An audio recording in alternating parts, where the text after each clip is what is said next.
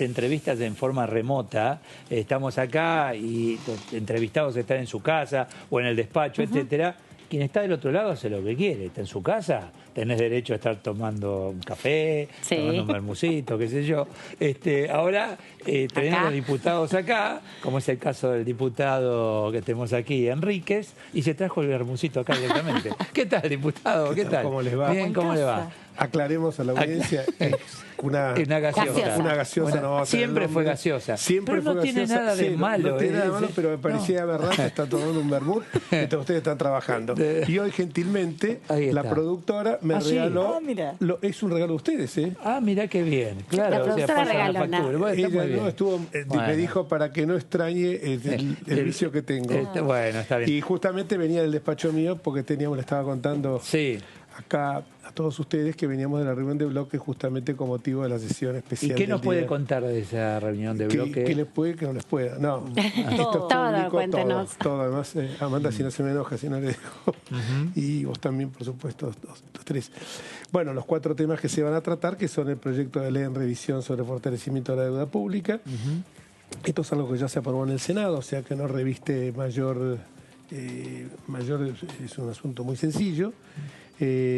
Nosotros entendemos que, bueno, es lógico que tenga que pasar por el Congreso. El Congreso justamente el depositario de la voluntad popular en todo lo que hace el manejo de la Hacienda y de los recursos del Estado, los recursos públicos, y esta autorización que le tenga que hacer al Tesoro, por la ley de administración financiera, es para emitir deuda en moneda extranjera con jurisdicción soberana. Acá lo importante es cumplir con los compromisos y también esto va a pasar por el tema de los acuerdos con organismos multilaterales como el Fondo Monetario Internacional. El hecho de hacerlo pasar por el Congreso y como política de Estado y hacia futuro, que no se reclama. Dice, bueno, usted es el que firmó, gobierno tal, este compromiso de, bueno, pasa por esta casa. Me parece que eso así fue aprobado en el Senado, ¿no? Con esa intención. Obviamente, tratemos de no caer en algunas cuestiones que a veces se sustancian, que es decir, esto lo tenemos que hacer porque ustedes contrayeron mayor deuda, porque íbamos a discutir que no contrajimos mayor deuda, sino que fue para paliar el déficit fiscal y también para paliar los compromisos que teníamos con los holdouts y con el CIAD y otros organismos internacionales.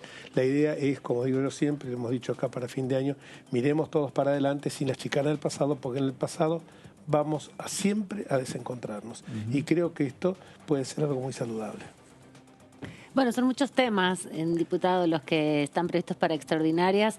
Usted es especialista también en las cuestiones jurídicas, es abogado. Hace un minuto hablábamos con otro colega de otro bloque. Preguntarle la situación vinculada a la reforma judicial, a la reforma del sistema federal de Comodoro Pi, ¿cómo lo considera, cómo lo ve? Si le parece que se necesita reformar el sistema judicial argentino o así como está funciona bien, digamos. Yo creo que el tema hay que primero respetar la independencia de los poderes. Yo creo que fundamentalmente hay que cumplir con la Carta Magna.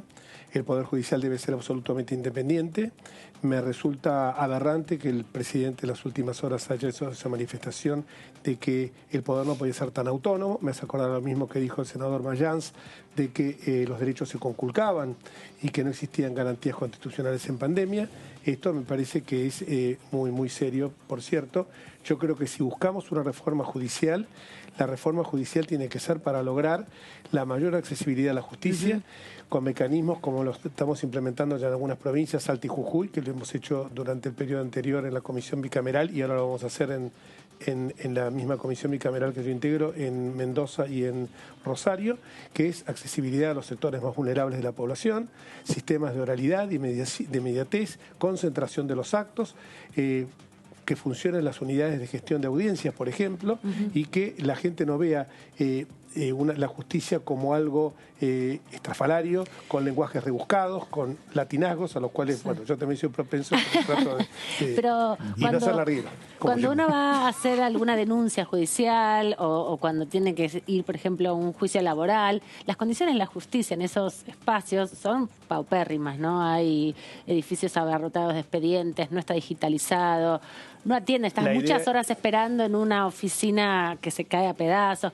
Esos recursos los tiene que poner el Ejecutivo, los tiene que poner el Poder Judicial. ¿Cómo se mejora esa calidad? Esos recursos, yo creo que los recursos están. Lo que pasa es que muchas veces no han sido correctamente destinados. Ajá. Yo creo que, por ejemplo, la digitalización, y esto no quiero hacer propaganda porque yo integré también, no te rías, integré en serio, no quiero hacer, parece que uno hiciera autobomba, pero yo integré el Consejo de la Magistratura, la Secretaría de Justicia, y en la Ciudad de Buenos Aires tenemos un sistema que es el sistema acusatorio, que funciona excelentemente bien. Tenemos oficinas especializadas en violencia de género, en violencia institucional, en delitos informáticos, y es una justicia que responde a las necesidades rápidamente de la gente con un sistema que permite el sistema de juicio abreviado, el sistema de probation, que es lo que nosotros queremos implementar en todo el país en materia federal. Hace unos minutos usted habló de la independencia de poderes. ¿Existe en Argentina la independencia de poderes? ¿Qué pregunta, Eduardo? Porque la mayoría me dice, incluso jueces, no, pero sí, de forma, lamentablemente no. No quiero es una condicionarlo a pregunta. usted. No, pero... Eduardo, no es ningún condicionamiento. Nos conocemos hace años y no le escapo el bulto de ninguna pregunta. Pero me parece que es clave, ¿no? Yo creo que es clave esto y que creo que muchas veces hay que fortalecer justamente esto. ¿Y cómo se fortalece? Con que cada uno cumpla su función. Entonces, porque aparecen manchados por ahí funcionarios que pasan por los distintos poderes, ya sea diputados, magistrados o funcionarios del Poder Ejecutivo, y eso enloda toda la justicia. Y no es así el tema, porque la gran mayoría de la gente que integra esos estamentos no es gente honesta, gente de bien. Lógicamente hace mucho más ruidos como el avión. El avión que se estrella es noticia. Los millones de aviones que salen y aterrizan a diario no lo son. Yo creo que en el tema de la justicia ha habido en muchos casos situaciones en que ha habido una inmisión absolutamente innecesaria del poder político, aberrante diría yo, sobre los jueces. Las famosas historias de escarpetazos, no quiero caer de vuelta en que la Ciudad de Buenos Aires tiene un sistema judicial que tenemos jueces como Gallardo, que en ningún momento, como el juez Gallardo, que siempre ha votado en contra del gobierno, sistemáticamente, no solo del gobierno actual, sino también lo ha hecho con otras administraciones, con la administración de Fernando de la Rúa, con la administración de Aníbal Ibarra, Jorge Tellerman, Enrique Olivera, con el expresidente Macri, y sin embargo en ningún momento ha habido ni carpetazos ni aprietes. Sí hubo pedidos de juicio político que no prosperaron, con lo cual hay que someterse, aunque a uno esté en desacuerdo, como el último amparo que había intentado hacer lugar por la vuelta a clases. Por la vuelta a clases el 17 de febrero, pero creo que hay que dejarlo actuar. Y aunque yo no esté de acuerdo, yo puedo no estar de acuerdo con muchas leyes, y algunas veces hemos hablado, Amanda, con algunas leyes o con algunos fallos judiciales, pero yo los tengo que acatar. Aunque no me guste, lo tengo que acatar. Porque si yo digo, bueno, esto no me gusta y no lo acato, estoy subvirtiendo el orden institucional. ¿Y qué opinión le merece este proyecto que también tiene media sanción del Senado, que tiene que ver, con, entre otros puntos, con bajar la mayoría que se requiere para nombrar al Procurador General de la Nación? Me parece un disparate mayúsculo, y esto simplemente para tratar de ver cómo lo sacan un funcionario digno como Eduardo Casar a los empellones, porque yo creo que justamente, porque acá es importante destacar, la gente a lo mejor no lo sabe, porque dice Ministerio Público, y mucha gente que todavía piensa que el Ministerio Público es un ministerio del Poder Ejecutivo. El Ministerio Público Fiscal integra, es un órgano que está dentro de la esfera del Poder Judicial y tiene que tener autonomía funcionaria y autonomía financiera. Es el que dirige la política criminal de todo el Estado, es el que de todo el Estado argentino, es el que está encargado, sobre todo con un sistema acusatorio donde la figura del fiscal es tan potente, de determinar si una acción continúa o no, y en caso de corrupción, trata de personas, narcotráfico, en todos esos delitos casos de marcas. Es fundamental. ¿Cómo? Patentes y marcas. Patentes y marcas, es fundamental este tema abuso sexual, etcétera, ese abuso sexual, trata de personas, mejor dicho. Pero le quería preguntar, justamente, Casal no fue nombrado por la Cámara de Senadores, que es, como dice la Constitución, que se tiene que nombrar al procurador, es un puesto que ocupa porque no hay nadie nombrado hoy en ese lugar, a partir de esta relación de poderes, ¿no? Lo presenta el presidente, el poder, el Senado de la Nación, el Poder Legislativo, avala o no avala ese nombramiento. Esa irregularidad lleva muchos años, lleva 3 años. ¿Cómo saldarla, no? Porque es muy compleja la situación. Me permito corregirte, a Casal no es una situación irregular. A Casal no lo puso ni Mauricio Macri ni Alberto Fernández, lo puso la ley. La ley fija ese mecanismo en el caso de acefalía, como ha sido este caso, con la renuncia de Gil Carbó, le tocaba a él. Sí. Y lo que se pretende ahora es cambiar la forma, como no prosperó ninguna de las acciones que se hicieron para incoarlo en juicio político, la forma de designación, que tiene que ser por 2/3 y que tiene que ser por un periodo que supere a los propios actos, supere el propio periodo del Poder Ejecutivo, justamente para que tenga la posibilidad de que pueda enjuiciar y pueda trabajar con una forma absolutamente imparcial. Pero hoy es vitalicio el cargo. vitalicio, sí. No se modificó todavía eso. Hoy es vitalicio, eso sí se puede modificar. En la Ciudad de Buenos Aires el cargo del fiscal general es de 7 años por Constitución. Esto la Constitución lo dejó librado a la ley y por eso a la fijación de un plazo de duración no nos oponemos, sí, a esta forma tan laxa que esté sujeto a mayorías coyunturales para su destitución. La ley, la propia Constitución, para un juicio político, establece mayorías sensiblemente agravadas. Sí. Acá nosotros lo que decimos es, para la designación tiene que ser mayorías agravadas como cuanto para la destitución. Jorge, ya a ver, de a poco, 2020, fuimos todos... ¿Estaba contestada la pregunta de la independencia? Sí, clarito. Creo que es una asignatura pendiente. Sí, y va a seguir, me parece. Espero que no, Eduardo. Te escucho hace muchos años con esto, desde tus distintos programas, siempre con la particularidad que decís las cosas como deben ser, al pan pan y al vino vino. 2020, pandemia de por medio en todo el mundo, y ya este inicio del 2021 notamos que los líderes están expuestos y los funcionarios expuestos, y ahora hablamos de los nuestros. ¿Ustedes lo sienten así? Es decir, como funcionario, es decir, responsabilidad en cuanto al inicio de clases, en cuanto a lo laboral, en cuanto a la recaudación, porque se necesita más dinero que en otros años. ¿Están con una responsabilidad por sobre la que ya tenían? Obviamente que sí, porque es algo que ninguno de nosotros pensaba. Nadie. Pero creo que alguien cuando se presenta una elección, como yo digo siempre de los jueces no es para sentarse en una poltrona con una bocería de madera y pensar que todo lo que van a resolver en su vida van a ser cuestiones sencillas, un divorcio, un juicio de alimentos, sino que van a tener cuestiones muy fuertes donde van a haber intereses muy pesados y contrapuestos. Están puestos a prueba. Y el diputado es exactamente lo mismo. Yo no me imaginé nunca cuando asumí, que iba a estar... me imaginé otro escenario. Piensen ustedes que yo pasé por muchos cargos y este para mí es el cargo más importante que he tenido, se lo digo de verdad, y es el que más me ha gratificado.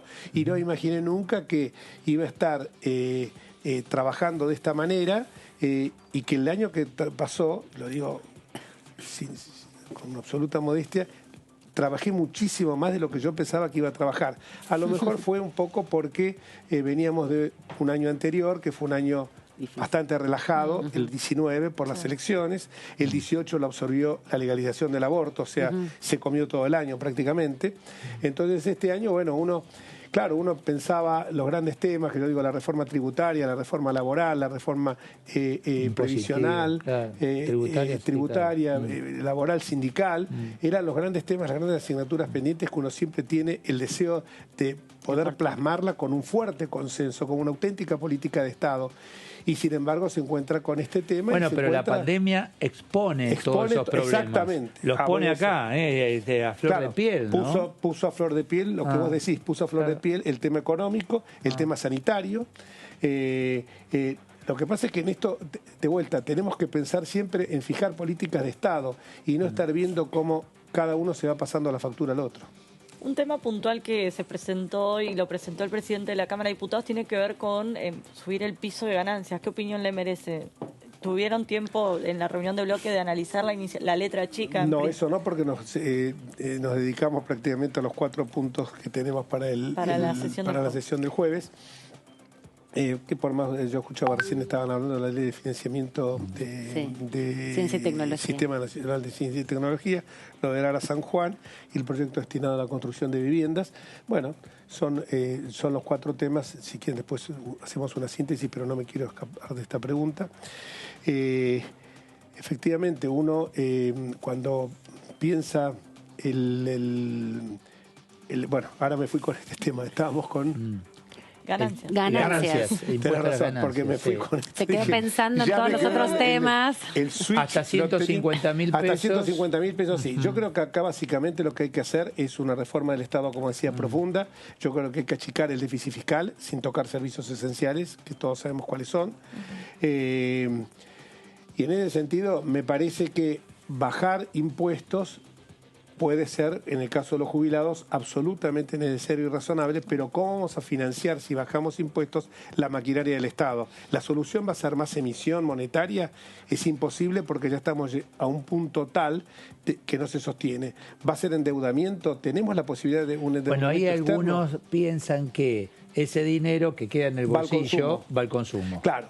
Entonces yo tengo mis amigos que tienen negocios, pero no negocios Más demanda, multinacionales. aumenta el precio. Exactamente, entonces me dicen, Jorge, Claro. vos me estás diciendo a mí, pero lo puedo, no quiero exponer Sí. alguno, pero Ah. conocidísimos empresarios que venden productos electrónicos que me dicen, Jorge, mayor demanda, la gente dice mayor consumo, pero si del otro lado de la cinta yo no tengo una mayor productividad, y para tener mayor productividad tengo que tener mayor inversión, y para tener mayor inversión tengo que favorecerla. ¿Cómo puede ser que se nos haya caído la balanza comercial a los argentinos un 32% el año pasado y Uruguay haya aumentado las exportaciones un 7%? Es porque, y no quiero poner el ejemplo de Uruguay, porque hay muchos países del mundo que han visto por dónde está la luz de todo esto.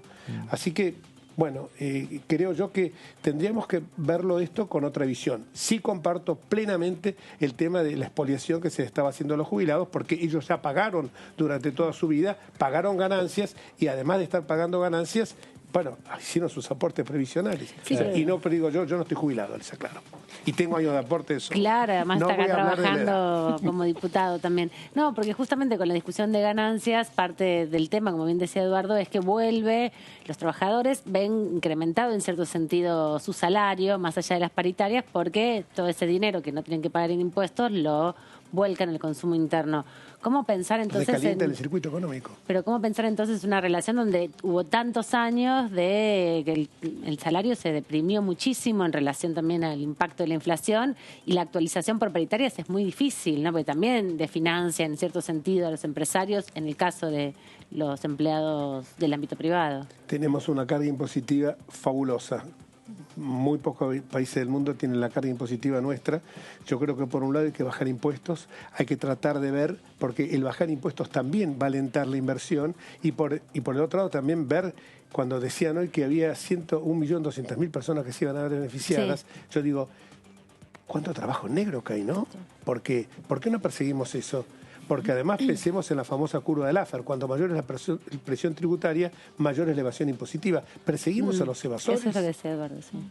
Sí, no lo escuché, Eduardo. 60% economía te negra. digo una cosa, lo vengo 60. escuchando hace años los domingos, así que muchas No, cosas pero lo que se las pude decía haber plagiado a justamente este joven. es eso, que hay una gran evasión, ¿no? Que es un Sí, gran claro. problema en la evasión. Sí. ¿Y cómo perseguirlo? Porque Es que si no tenés esta reforma que hablaba el diputado, reforma laboral, aunque no me guste la palabra reforma, poner el nombre que quiera, reforma tributaria, es clave. Es Son clave. temas de fondo, ¿no? Son temas de fondo. Sí, sí, son temas de fondo. Claro. Pero creo que en un momento dado de que por ahí esta puede ser la oportunidad. Tratémoslo. Parecía que iba a ser la oportunidad. Exactamente, vos bueno, estás hay que diciendo. esperar el 2021 a ver, porque lo decíamos, puede ser, ¿no? El ¿por qué ministro no? lo prometió varias veces, el ministro Guzmán, que era un tema pendiente. Y además- ¿Y cómo armonizarlo también con el sistema federal? Le quiero preguntar, porque los 135 impuestos no son todos ni 177. 177 no son todos ni coparticipables ni nacionales. ¿Cómo Bueno, hay un armonizar? ejemplo en Capitán Sarmiento y Guasel que bajó sin impuesto de golpe. Si ustedes toman, y acá fuera de todo color político, tomen las boletas de distintos municipios y van a ver tasa de cementerios, tasa de parquización, tasa de monumento al general San Martín, a Roca, Belgrano, a todo lo que se les ocurra, tasa por mantenimiento de veredas. Y ustedes cuando ven todo eso dicen, pero en los lugares de veraneo, tasa de cementerio. Yo digo, pero si yo me voy a morir en donde tengo me van a enterrar en Buenos Aires, o sea que tasa de cementerios, realmente son absolutamente distorsivos. Y lo peor es que como no se cobran de ahí muchas veces, a ver, el juicio de apremio dura años, un juicio de apremio por incumplimiento de obligaciones provinciales o municipales. Entonces, ¿qué hace? se enmascaran dentro de la tarifa de la luz y del gas, y ahí aparecen más tasas. ¿Por qué? Porque si no apagas la luz o el gas te cortan el servicio, entonces tenés que ir corriendo a pagarlo y de ahí surge la tasa. Por eso cuando hablábamos de las tarifas durante nuestro gobierno, empezamos a analizar esos rubros y vimos de que había tarifas que estaban sobrelevadas en esto. El tema ciencia y tecnología es bien interesante en el mundo y acá se le está dando ahora importancia. En unos años llegaremos al 1% de inversión, etcétera. Pero tiene que ingresar en un contexto general de la educación. Hay mucho por solucionar en la educación, no solo el aporte en ciencia y tecnología. Acá teníamos diputados hoy que nos decían, ediliciamente hoy las condiciones no están dadas para comenzar, por ejemplo, en algunas provincias. Si no solucionamos todo eso, solo el aporte en ciencia y tecnología no alcanza. No alcanza. O queda suelto. Es como cuando, por ejemplo, me dicen, en el sistema de gestión tanto pública como privada, más en la pública que en la privada, de los chicos que están conectados con Internet, en el nivel primario solamente todos tienen, solamente un 20% carece de Internet. En todo el país. Fíjense, qué dato alentador. ¿Tener Internet significa que estás conectado? No. Porque 1 de cada 5 chicos, Amanda, en todo el país, no tiene Internet. O sea, un 20% carece de Internet. Es un dato alentador, pero ¿están conectados? No. Y en el sistema secundario baja todavía y es solamente un 17% el que carece de Internet, pero no tienen la conectividad suficiente. Entonces, esto hace que se produzcan desigualdades, y se producen desigualdades en algunas provincias más que en otras. No quiero ser, pero digo, estos son datos estadísticos. Formosa, Chaco, Catamarca, Santiago del Estero, San Juan, son provincias que están en niveles muy bajos en relación a otras, como pueden ser la ciudad autónoma, Mendoza o la provincia de Buenos Aires. Hoy nos comentaban que en Jujuy el 64% de los estudiantes universitarios de la Universidad Nacional de Jujuy no habían accedido durante el 2020 a conectarse porque solo tenían datos en los teléfonos y no podían conectarse a las clases, por ejemplo, ¿no? Justamente. Sí. No me extraña. No me extraña porque, de vuelta, tener Internet no significa tener una conectividad. Y lo mismo está pasando con la enseñanza de otros idiomas o la enseñanza de computación. Y se empieza a producir un desequilibrio muy grande entre las escuelas de gestión pública y las privadas. Entonces yo digo, este gobierno tendría que, el gobierno nacional me refiero, tendría que generar, para poder posibilitar la igualdad de oportunidades, que también hubiera un sistema bastante homogéneo y que no hubiera tanta disparidad, que no ocurre como, por ejemplo, a nivel de gestión privada, todos los chicos en el secundario tienen inglés. A nivel de gestión pública no.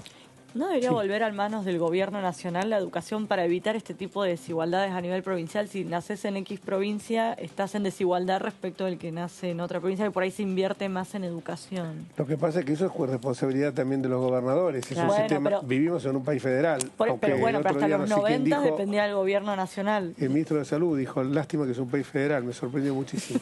Lamentablemente somos un país federal. Yo creo que los grandes lineamientos los fija la nación, pero estos temas son responsabilidad de las 24 jurisdicciones. Está bien. Diputado Enríquez, gracias. No me preguntaron de lo de mañana. ¿Lo pasó bien? ¿Cómo no? Bien, ¿Qué? A ver. No, el jueves, nada, está todo bien. Le preguntamos cómo que estuvieron discutiendo, nos dijo que estuvieron hablando un poco del proyecto, pero ¿hay alguno de los...? Proyecto no hablamos del proyecto de ganancias, estuvimos hablando de los 4 proyectos. De los 4 proyectos, no. Claro. De los acompañan los 4. Sostenibilidad de la deuda, sí. El otro es el del ARA San Juan. El ARA San Juan tiene algunas aristas que muchos no nos... Y a ver, si tengo 2 minutos. Claro, nosotros nos oponemos a que cobren una indemnización, pero... En la Ciudad de Buenos Aires nosotros, con las víctimas de Cromañón, ¿qué fue lo que hicimos? Las familias y víctimas de Cromañón, que cobren, pero que esto no enerve la posibilidad de iniciar una acción judicial civil, porque el renunciar a la acción judicial civil, como se pretende en el caso de Lara San Juan, es una cuestión que a nosotros nos hace un poco de ruido. Y también nos ponemos a pensar, y esto es responsabilidad de muchos gobiernos, el tema que no se hizo ningún tipo de acción parecida con las víctimas de la tragedia de la masacre de Once, donde María Luján Rey, que es maravilloso el trabajo que ha hecho y el trabajo que hace sin, independientemente desde el dolor, pero sin buscar O sea, tratando de buscar que esto no aparezca como una bandería política, pese a que es diputada de nuestro espacio. Entonces ella ¿Y planteaba por qué justamente... renunciar? ¿Por qué se pone ese...? Porque justamente eso es a lo que nosotros nos hace ruido, que les hagan renunciar al pedido de una reclamación civil. Fíjense que hicimos un cálculo que aproximadamente sería lo que podrían cobrar de este beneficio $50.000. Y yo como abogado puedo decir que un sistema... un sistema de una auditoría, un sistema actuarial, mejor dicho, determina que esa gente, por la edad que tenía cuando falleció, pueden reclamar una indemnización 4 veces superior, como $200.000. Sí, hacer Entonces, que eso se haga cuenta. individual. Me parece muy bien porque los juicios demoran mucho en la Argentina. Que eso se haga cuenta de la posibilidad de que una vez que termine la litis, la acción judicial, pues como digo, ¿viste? Cuando el lenguaje... Que ustedes no dicen no indemnizar, no ayudar. Indemnizar, no, de ninguna manera, porque son gente que la verdad que ha sufrido muchísimo.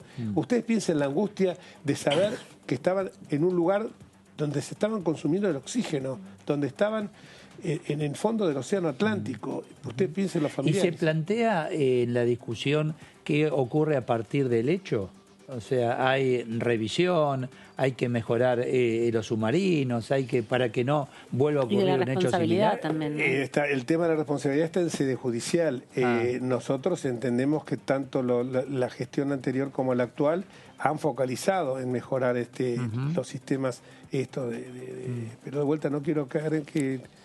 En pasar facturas. Claro, porque yo si tengo que pasar factura, tengo que pasar que mantenimiento. En la época de la entonces ministra Garreno fue el adecuado, muchos submarinos, y eso tenemos pruebas irrefutables, dicho por submarinistas en la base naval de Mar del Plata. Entonces no quiero porque quiero mirar adelante. ¿Votarán en contra? ¿Se abstendrán? No. ¿Acompañarán? Nosotros estamos para acompañar, pero obviamente queremos que, Dejar en claro esto. en lugar de achicar, que ampliemos la base, que si vamos a hacer una y que por supuesto dejemos en claro esto, pero además que ampliemos la base, que también las víctimas de la masacre de 11, los 52 muertos, sus familiares y sus deudos tengan un resarcimiento, con el agravante que en el caso de 11 ya hay sentencias judiciales y responsables. En cambio acá la situación todavía no se ha dilucidado. Gracias, diputado. No, la muy amable. yo, la verdad que es un gusto y muy simpático. Bueno, gracias por la gaseosa. Nos tenemos que prohibir de decir el nombre, que no es Fernet. Me cargó durante toda la... Sí, no, Fernet dije, está con el bermucito, me decía. Es las ganas que Gracias, tiene. De corazón.